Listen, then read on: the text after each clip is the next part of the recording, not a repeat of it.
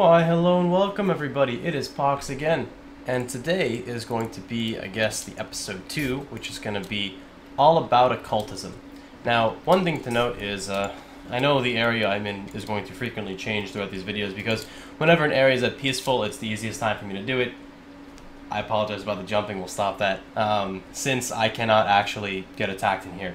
So, let's start off with point 1. Point 1 is called Monostars, and now I figured it'd be easier for me to, put a point in so you guys can see the differences, so I don't have everything on at once and my passes are proc and whatnot. So, Monostars is one of the few skills. As you can see down at the bottom, it says very fast, no cooldown, hold down for continuous use, which means that at the moments in this current set time, it is ping related.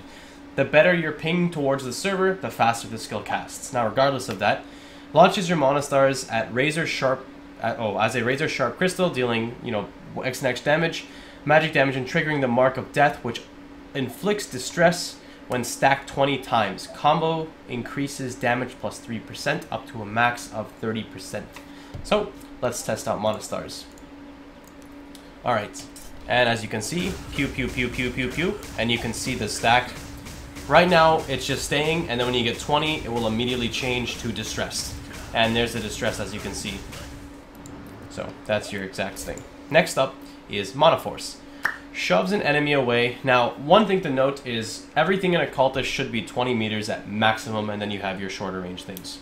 Shoves an enemy away, dealing 752 damage, etc. plus your base, or plus your magic. Restores mana equal to twice that amount, and an additional 101% on feared targets. That's a big chunk. Now, the good thing about Monoforce is it restores a lot of mana. So let's go ahead and try to mana drain ourselves as much as possible here. I apologize about that. And then we'll go ahead and use Monoforce. I know my bars look a little weird right now. I've been testing some stuff out.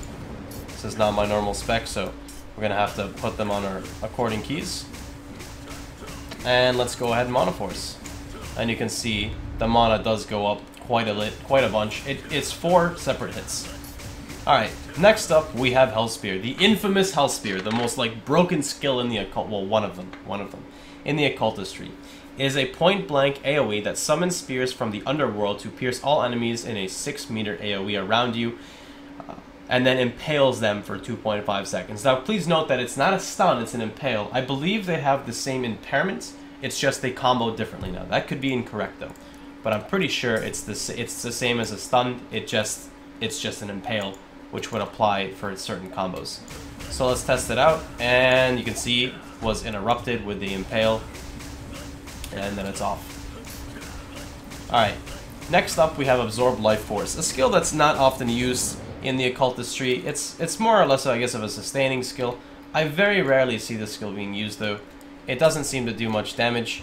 I'd say, like I said, it's more of like a, I don't know, something interesting. So what I'm going to do is I'm going to see if I can take some damage here really quickly. Let's go ahead and take some damage. That failed, so let's... I also apologize about the graphics settings. I'm waiting for my new graphics card to come in, so we're running on very minimum settings at the moment. And damage taken. Let's see if we can go back up. Uh-oh. Alright. And let's check out Absorb Life Force. Okay, here we go. So it's actually not too bad. Yeah, that's about maybe 2k health? That wasn't too bad. 1.5k? That was actually quite alright. Yeah, maybe might have some use for this skill now that I think about it. That really wasn't too bad. Also has a 46% damage on stun targets and 50% damage on distress targets. And actually, I might be able to make a build around that. We'll just, having it in there. Next up, we have the angry crows. The crows that make all physical damage characters so mad because it reduces their accuracy by a ridiculous amount, and it combos with impaled targets. So you can very easily walk over, slap them in the face, and crows, which will inflict poison damage, as you can see here. Which the poison does quite a lot. You can see it double ticking. That would be the poisons. The poison did almost 400 or 500 damage. And Crows is also a point-blank AoE, and as I stated, it reduces their reduces their physical accuracy by a lot. It's so insane how much it actually reduces it by. Whoops, we summoned our little kitty. I apologize about that. Alright, next we have Crippling Mire, which is one of like the leading damage sources kind of that Monastars goes into. So let's take a target over here. And Crippling Mire, as states, reduces an enemy's movement speed by 30% and deals X and X damage. However, the damage increases over time. The spell ends if you move, but distressed targets are stunned. So as you can see here, we have a distressed target, and let's boom him, and he is now stunned, as you can see here. Well, it was stunned. It does stun. I can assure you it stuns if you distress them properly. Or I guess, sorry, for the duration of the distress. I'm silly. That's what it is. For the duration of the distress, they are stunned, and that's really good because just right there, just from what we have right now, we have a knockback, which is an interrupt to, a PB AoE stun, which is very easy to interrupt with, reduced physical accuracy, and a stun right now. Next up is Telekinesis, the other skill that people hate in this tree. Telekinesis is a very interesting skill because you can look at something, and here's what Telekinesis does. Allows the caster to control an enemy for a maximum of 12 seconds, prevents the target from doing anything but obeying its master. W up, S down, Q left, E right. Now I don't know how that works because of my hotkeys, the way I have my skills hotkeyed, but let's check it out. So, okay, there's up, there's down, there's... Yeah, I can't do the left and right because of my hotkeys. However, you can shoot them up in the air. And then if you're quick enough, I want to say you can even Mana Force them. You could Mana Force them up again. And that is something that you're able to do. Next up is... Oh, and Telekinesis, like I said, I think can only be broken by a few things. I know Bond Breaker, I believe, can break it. One thing to note is that Telekinesis can break a tank out of their defensive invuln. Next up is Retribution, which returns 60% of received melee damage back to the enemy. Does not trigger global cooldown and lasts 10 seconds. So you can effectively keep this up 33% of the time. And all you gotta do is self-cast, doesn't even trigger global cooldown. It's so ridiculous. You get hit for 10k, they kill you, they took 6,000 damage back. If you did at least a decent amount of damage to them, they're gonna die just from that. Next up is Stillness. Another super good, like, literally Occultist has so many good skills in it. Interrupts all enemies casting within 5 meters, and silences them. Also, it removes fear, which means players who are Witchcraft that have, 2 fears in there, and I know Songcraft has a fear, I'm not sure what else has a fear, I'm sure there's other classes, I could be incorrect though. It breaks the fear, and will silence. And it's also a point-blank AoE. 5 effective meters, right around the caster, and as you can see, it makes this little sound. And, oh, I didn't know it actually turned them black. That's something new. Oh, you learn new things every day, right? So, there's Stillness for you. Next up is Urgency, which reduces the cooldown for all Occultist skills by 9 seconds for 1.5 minutes. Now, this skill sounds really good. I personally don't enjoy it for the sole fact of it takes so long to cast. You have to sit here and wait and cast it. But it's good. It's really good because it puts Retribution up 50% of the time when your Mana Force is really, really low. I stopped the jumping there.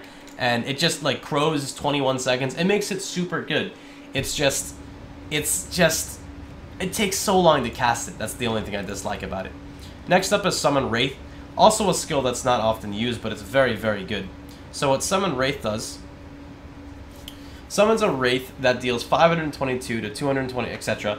Magic damage per second for a maximum of 9 seconds to all enemies within 7 meters. Inflicts enemies with the Wraith Curse reducing movement speed, attack speed, and cast speed. So it lowers their global cooldown, their cast time, and their movement speed. In all seriousness, it slows them by about 75%. Now, I don't know if it'll say it exactly, so let's test it out. But you can see, I wish I could show you on a mob. Maybe I'll go find another mob. The damage is okay, it's alright. Like, it may seem like it's doing a lot of damage. Actually, it did almost 6,000 damage. It's actually quite a lot, I don't know what I'm talking about. It's like okay, it's more of like a filler, I guess, when you're AoEing, or I know people who can survive and tank people will use it often. But, like I said, it's very good for the sake of it. What's the mana on it, actually? Yeah, it's cheap. For 5,500 damage, it was 700 mana in an AoE and slows. So it's a very interesting utility skill. Next up, we're going to go into the passives, and I'm going to see if I can give you guys a better demonstration. That was poor on my part for Summon Wraith. See if we can find some melee mobs. But while we're gliding over here, let's go ahead and let's talk about some stuff. Or how about let's just mount up. Though for the first points, it's increase your mana regen by +4 for every 1 second. That's not too bad. It's okay. It's nothing really serious. Nothing, you know, like game changing. It's all right. However, we do have Reprisal, which is, I would say, is pretty insane. Reprisal increases your magical critical chance by 56% for 6 seconds after receiving critical damage. So let's put a point in that and let's see what that means exactly. Okay. Crit me, please. And you can see when Reprisal procs because it'll be very obvious right here. You'll notice the buff. Come on, buff, we can do it. We can do it. We can do it. We can do it. Almost there.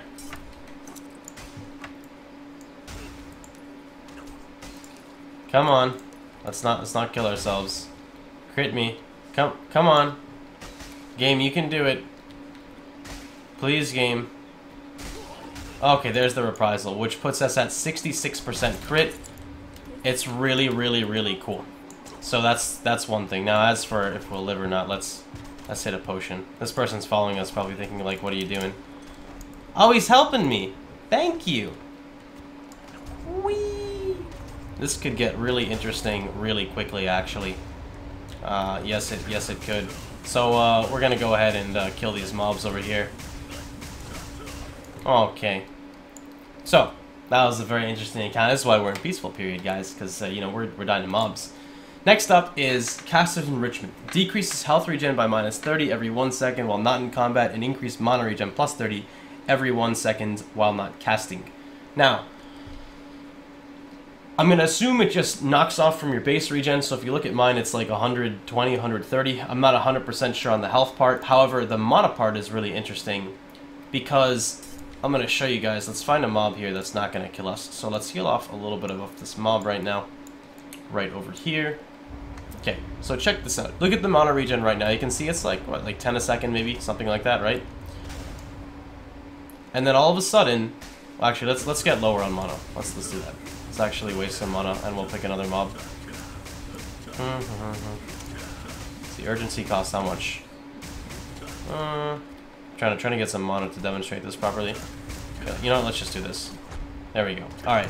So the mana regen right now is not kicking in, but when urgency or when the mana skill kicks in, you can see. Look at it go. And if you shoot with your bow, it actually doesn't. Oh, actually, it did take it off. Did it? Yeah, it did. Okay. So you can see when you're not in combat. I was pretty sure. Yeah, there it is again. And then you shoot with your bow, and it stops it. Okay, interesting. All right. So I guess just in general. What does it say? When not casting. Yeah, I guess not casting any attacks. I was pretty sure you could use attacks. I guess not. So I guess it's only for just in general. But it's something to think of in between pulls and whatnot. It's a really good utility skill. Just, well, utility passive, I guess you could say, to have. Alright. Next up is something that I'm going to have to face tank for, which is that's not very nice, but it's Overpowered Spell Lotus. Increases magic attack plus 6% for 7 seconds and stacks up to 5 times. Movement cancels the effect. Now, what this means is every time you take damage, you gain 6% magic attack for 7 seconds, stacks up to 5 times. Now, the combination between Overpowered Spell Lotus with Reprisal, 30% more, or I guess 30% increased damage, magic attack, with 56% crit rate, with Mana Force on a Fear is like 5,000 mana. It's pretty insane. I wish I could show you guys, but I can't demonstrate that now. That's something for maybe a future video of maybe like the combination. And we'll show you that, and we'll just pick the last point as well, which is increase magical critical damage by plus 50%. I do believe that this goes off your base, and it's not a flat 50%. I don't know how to check. I've never actually looked. Does it show base critical damage? Magical critical damage, 50%. Here we go. Put a point in. 75. There you go. Goes up 25%. And let me show you guys the Overpowered Spell Lotus, which I don't think will show on the magic attack, but let's stand right here. Okay, you can see it stacking here. 6%, and then we have 2 stacks. And then we have 4 stacks and 5, and let's 900 damage, and we're mana starring for about 180s.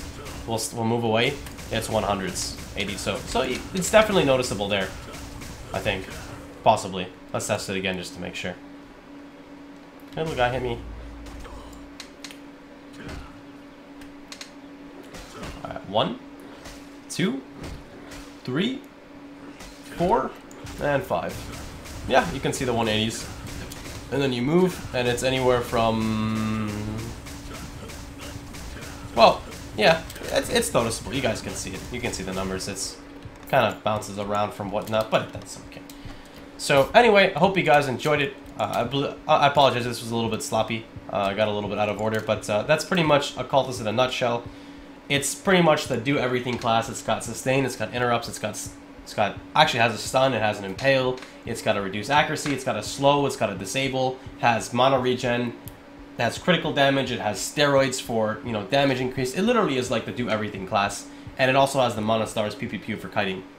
Synergizes with pretty much everything because of what it offers. So overall, it's also one of my favorite specs. I don't play it though because it's one of my favorites. Because when I want to make a new build, you know, my old build is Dagger Spell, I don't want to touch this. So, like I said, I hope you guys enjoyed the video.